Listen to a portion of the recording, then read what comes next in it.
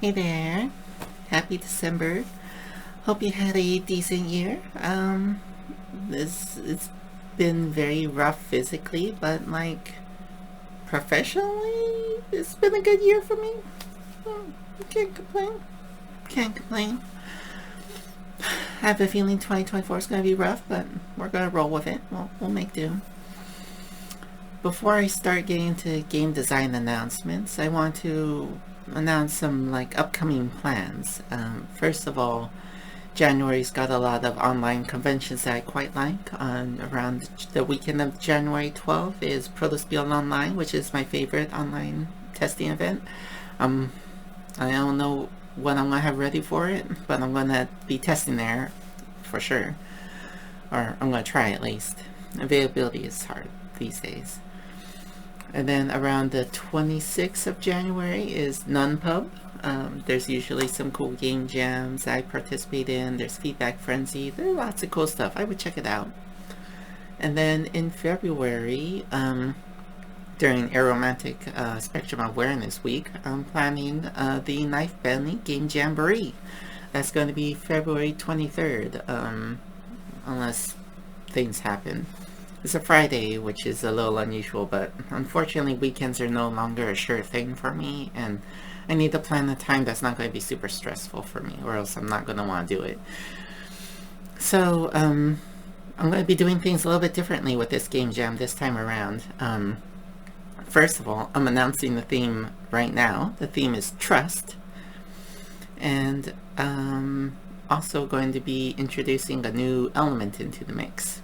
In my Discord channel, I'm going to be opening up a channel called the Bit Library, where people could submit artwork or mechanics or even like half-formed game ideas or entire playable games, and just release them to the server to do whatever they want, to make whatever games they want. And the idea that as part of the game jam, the theme would be trust, but another thing would be that ideally you would use something from the bit library that you did not submit yourself to make the game.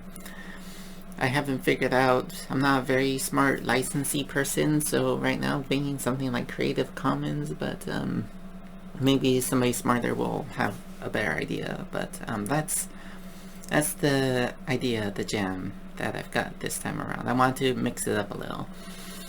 So that means you could theoretically start right now, planning on submitting some stuff to the bit library myself to get people going. But so as soon as you see something in the bit library that resonates to you along with the theme trust, then you can start participating. I am still going to have the 4-hour live streamed event where I'm going to be trying to make something from the random bits in the library that people haven't used yet, but yeah, have at it. That's the plan. Alright, now let's get into the game design updates. PAX Unplugged was this month, and I got a whole lot of development testing done. But I was also able to test Organize, which was a big deal for me because that game is incredibly hard to test. I haven't figured out how to test it online yet. And it was a big deal to me because during the first test, I introduced the game to Matthew Hawker. He played as the organizers, and we were at this 9th level bar event. It was really loud and crowded. I wasn't anticipating it going super well, but he turned that entire bar against me in a matter of minutes during the head start phase. So that was very promising because I didn't even know if the game even had legs, and that proved to me that the game had potential legs, at least with the right extroverts. It might require that energy, but I'm not sure yet. But in response to that, I decided to make some changes to how the organizers work. The problem with that Head Start period is that it's incredibly fuzzy, and it's not very and it's really critical because if it's too long, then the organizers, the game could basically end really fast for the organizers or the bosses, depending on how that head start period goes or if it doesn't go well. So instead of trying to like fine-tune that, I decided to try going with this idea where the organizers didn't start with like a person. Instead, you would set up a flyer like this, and you would invite people to participate passively. And I tried that at a party, but nobody participated. I suspect that people like saw it and just sort of zoned it out of their mind as just like some weird thing Zoe forgot to put away in its house, and or something they weren't allowed to, they didn't have permission to interact with it. They just assumed it was clutter that somebody forgot to put away. That's what I'm imagining. So I'm trying to think of some ways to sort of give people permission to participate.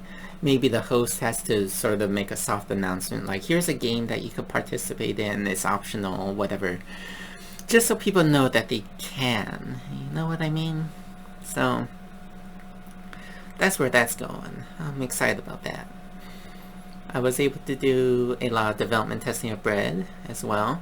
The testing was going very well, but I realized I have to kind of remake everything since I have to change the physical format of the game. But at least I've got ideas. I know how the current rules are grokking, and I could reasonably translate that to this new structure. I'm thinking about changing everything into mini poker cards, which are like half the size of a poker card, and squeezing all that into a poker tuck box. That means that I'm probably going to see if I can fit the bases onto mini cards as well. I think that might help a couple things, because some people were confused on if they had to discard the base as well, even though the rules called it out a few times. So yeah, I'm hoping, but we'll have to see how it goes. That would mean I'd have to squeeze the reference material onto those cards too, and that might be a struggle. We'll see. Conviction also got a lot of development testing, and it's going really well. I've been making little minor tweaks and adjustments to it, but I'm like really happy with the direction it's going. Got some really good feedback on how I might clear up the graphic design a bit. The hope is to get that available by February. I just love February. Lots of aromantic energy there. For me at least. Yeah, that's the hope. Also managed to get Butterfly tested, and the test went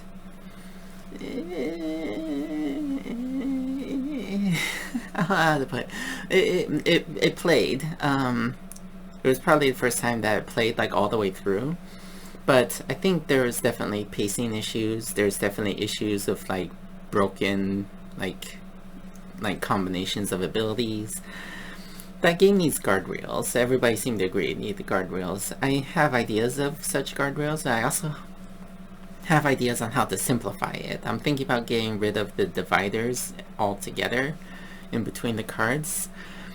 But without that, it seems like people are sort of incentivized to just wait until the very last moment to change the timeline.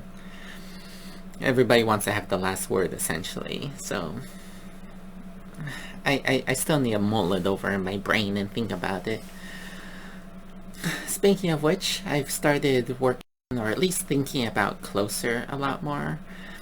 I really want to get something ready for the Aromantic Game Jam that's happening in February, and I feel like Closer is a really good candidate, since that game canonically has aromantic people and asexual people in there. So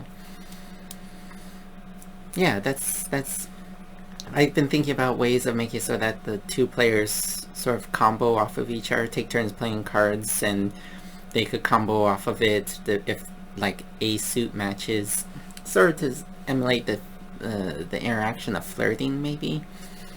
And I'm also, and I think I've mentioned this before, but I want there to be a mechanic where when you violate somebody's consent, you have to destroy a card from their hand, making it essentially a legacy game where the more awful you are as a human being, the more you destroy the game. making it less and less playable. Because that's kind of what happens. That's kind of what happens. But yeah, that game is a real struggle. So we'll see how it goes. That's pretty much everything, I think. Yeah. So thanks for joining me. Hope you have a lovely new year, and I hope 2024 it goes well for you. I got a feeling it's gonna be a rough year, but we're gonna make it work. We're gonna roll with it. We're gonna take the lemons, shove them. We're gonna Kate Johnson the lemons. Yeah. Bye.